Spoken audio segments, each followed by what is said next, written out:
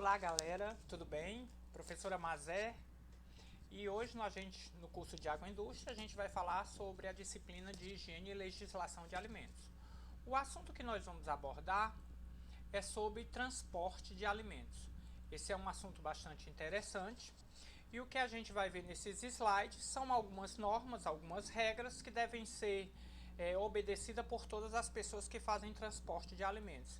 Alguns dos nossos slides estão bastante ilustrados para que a gente possa ter uma ideia do que é correto e do que não é correto. Para começar, a gente precisa falar sobre essa legislação. Então essa legislação ela é de 1991, tá certo? Ela é uma portaria da CVS, Centro de Vigilância Sanitária, portaria número 15. E o que é que essa portaria diz? Ela normatiza e padroniza o transporte de alimentos para consumo humano. Então existe regras, tá certo? Existem fatores que são preponderantes no processo de transporte de alimentos, né? Então a necessidade, dentre esses fatores, nós temos a normatização, a uniformização e a proteção. Essa normatização de transporte, ela se dá devido à necessidade de ter normas para transporte de veículos para consumo humano.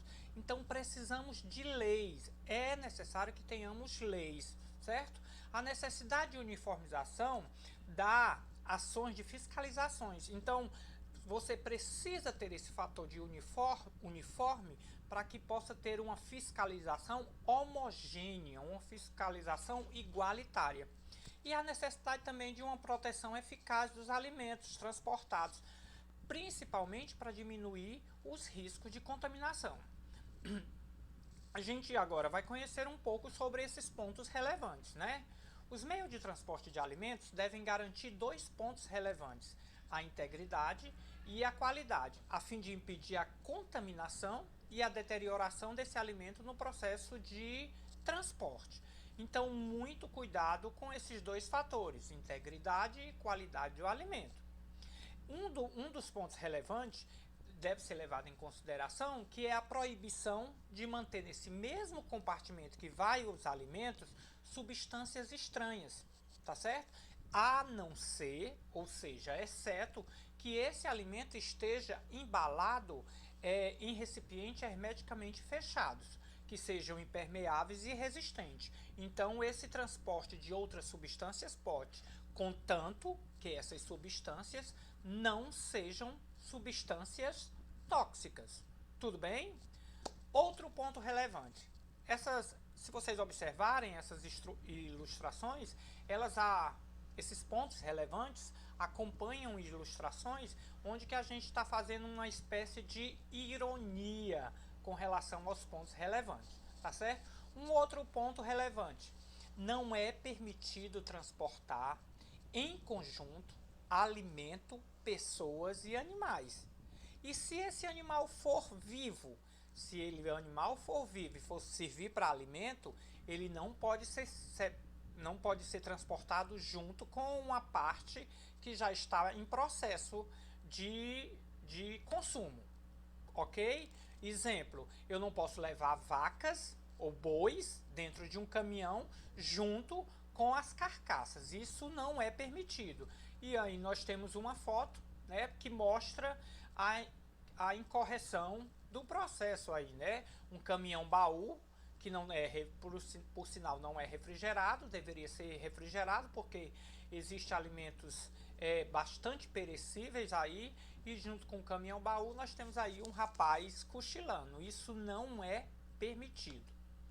Outro ponto relevante: deve constar de forma visível na carroceria desse transporte de alimento o nome, o endereço, o telefone, se é um produto perecível. Então, quando você vê na rua um caminhão baú, um caminhão identificado com todos esses pontos, não é porque o dono da empresa quis fazer o marketing de seu produto, é porque são pontos relevantes, é porque são situações obrigatórias no transporte de alimento. Então, nesse caso aí, a gente pode verificar que a ilustração está correta, certo? Outro ponto relevante, a cabine do condutor deve ser isolada da parte que contém os alimentos, né? Eu coloquei essa foto aí, o cara transportando carcaças numa moto, então nenhuma cabine ele tem. Então esse contato do transportador, do condutor com o alimento não pode existir. A cabine tem que ter um espaço reservado, tem que ser um espaço reservado. Então, mais uma ilustração que está incorreta, para a gente mostrar só como isso é corriqueiro, está no nosso dia a dia. Todas essas situações. É bem comum que nós já tenhamos vistos muito dessas ilustrações acontecendo no nosso dia a dia, né? Outro ponto, o veículo de transporte deve ser mantido em perfeito estado de conservação e higienização. Essa ilustração já diz tudo. Tudo que está incorreto num transporte de alimento. Aí impossível você falar de conservação desse alimento, de higienização desse transporte, né? Então, falando de higienização, lembre-se, se é um processo de higienização, a gente tem que passar por duas etapas: limpeza e sanitização ou desinfecção, tá? A limpeza deve ser efetuada normalmente com água potável e tratada com hipoclorito de sódio com frequência. Então aquela nossa famosa água sanitária, ela resolve para essa limpeza desse transporte, tá?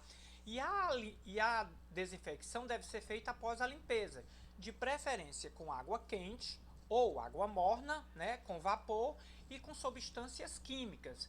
Então há necessidade realmente de higienizar esse transporte. Quando deve ser higienizado esse transporte? Quando você fizer troca de mercadorias, por exemplo, você leva seu caminhão laranjas e depois vai abastecer com abacaxi. Há necessidade de uma higienização. Se eu levo meu carro baú, por exemplo, levo carne bovina, estou levando uma sequência de carne bovina num caminhão com cabine refrigerada e vou levar outro alimento, depois vou levar iogurte. Há necessidade de um processo das etapas de limpeza e sanitização, ou seja, um método de higienização. O transporte de produtos perecíveis deve ser de material liso, resistente, impermeável e atóxico. O que é isso? Essa caixa, esse transporte, ele não pode transmitir toxicidade ao alimento. Então esse transporte ele deve ser um material que também seja liso, para que não tenha cantos vivos, para que o alimento não enganche e ali ele ficando um pedaço daquele alimento já vai se tornar um foco de contaminação. Tem que ser um material que seja lavável e que seja autorizado pela vigilância sanitária, né? O veículo também deve possuir dispositivo de segurança, caso haja esse escorrimento, né, de gotejamento de alguma parte desse alimento. Por exemplo, se eu estiver transportando camarão e estiver no gelo e esse gelo começar a degelar, eu preciso realmente ter um local de resíduo desse material que está escorrendo. Não pode ser jogado em via pública, isso está incorreto. Esse material não pode ser descartado em via pública. Então aí nós temos mais uma ilustração incorreta, né? Esses produtos de limpeza, eles devem ser autorizados, autorizados pela vigilância sanitária, tá ok? Pelo Ministério da Educação. E todos os outros participantes deste processo também devem ser higienizados. Por exemplo, se eu levo um carregamento de coco e coloco uma lona nesse carregamento e passo umas cordas. Depois disso, eu tenho que higienizar o caminhão, a lona e as cordas. Então, todos esses devem passar pelo mesmo processo de higienização, juntamente com o transporte. Não esqueçam desses detalhes, né? Não adianta de forma alguma eu só higienizar meu caminhão e deixar esses outros sem higienização. vai acontecer, digamos, contaminação cruzada, nesse caso, certo? Aqui a gente tem alguns tipos de características de caminhões, tá? Tipos de caminhões que devem ser utilizados para cada tipo de alimento. Existem características peculiares, tá bom? Então, por exemplo, características dos meios de transporte para cada tipo de produtos. Nós temos o caminhão que tem um transporte aberto, esse carro que tem um transporte aberto. Pode ser levado o que neste carro de transporte aberto? Pode ser levado leite cru em vasilhames metálicos fechado, lembrando que lá da aula de processamento de leite, né, que esse leite cru transportado, ele precisa ser levado pelo menos num período de 2 horas até um local de refrigeração, tá? Então pode ser levado também bebidas engarrafadas nesse caminhão sem nenhum problema, ok? E aí a gente tem material de prova, tudo bem? Outro tipo de transporte, né? Transporte aberto com proteção. Vejam bem, o outro era só um transporte aberto. Esse é transporte aberto com proteção. Então pode ser uma caçamba de uma caminhoneta, como pode ser um caminhão grande, né? Que leva uma produção maior, mas que seja coberto. Quais alimentos podem ser levados? Né? Nós temos diversos exemplos aí, como cereais e grãos a granéis, farináceos, temperos, especiarias. Se nós observarmos, são alimentos não perecíveis, né? Ou alimentos pouco perecíveis, chamados também de semi-perecíveis, que pode ser acondicionado, né? Alimentos em gerais, acondicionados também em embalagem hermeticamente fechadas. Lembrem aqueles vidrinhos de azeitonas, embalagens das caixinhas, que são as famosas embalagens Tetra Pak, tá? Embalagens em plásticos. Então podem ser transportados nesses caminhões abertos, mas contendo proteção. Proteção contra raios solares, contra chuva, contra intempéries ou variações climáticas. Ok? Então, dessa forma, está correta. Nós também temos o transporte fechado à temperatura ambiente, né, que é aquele famoso baú ou container, onde pode ser transportado, retirado de um navio e colocado no avião, no navio e colocado no caminhão, de onde eu tirei avião, tá certo? Então vamos lá, avião também é transporte, viu gente? Só que é um transporte mais caro, mas no caso aqui a gente está falando mais de transportes terrestres. Então vamos lá, a gente tem transporte fechado à temperatura baú, né? Que são os que podem levar pão, produto de panificação, produtos cárneos salgados, produtos defumados. Se vocês observarem aí, a gente já tem uma quantidade maior de alimento semi-perecíveis, né? Então a gente pode até dizer aí que essa classificação dos caminhões estão muito relacionadas à perecibilidade dos alimentos. A gente pode inclusive dizer isso, né? Então pode ser levado pescado salgado, pescado defumados, inúmeros tipos de alimentos. Então, desta forma, com esse tipo de caminhão, esse transporte é um transporte regular, é um transporte correto. Por último, a gente tem os caminhões fechados, que são os caminhões chamados isotérmicos, mais conhecidos como os caminhões refrigerados, né? Transportes refrigerados. Nesse a gente, na maioria das vezes, se observarmos, são os indicados para produtos perecíveis, sorvete, carne, produtos cárneos, sucos, iogurte, tipos diversos de margarina, manteiga, então alimentos congelados. Todos esses devem seguir esta regra.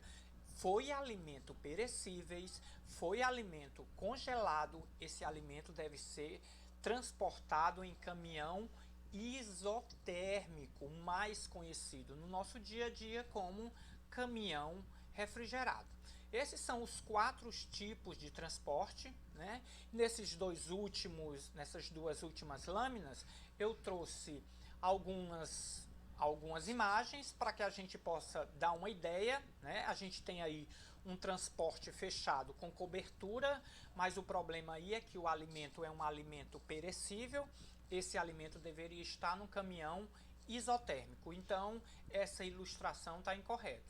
A gente tem o transporte também de pescado, a pessoa aí se preocupou em colocar gelo para manter a temperatura desse alimento, mas aí também está incorreto, porque isso é um porta-mala de um carro, então não está dentro dos padrões exigidos pela normatização, pela lei. Tá? Nós temos também outro exemplo aqui, tá? É um carro daqueles, um carro com um baú.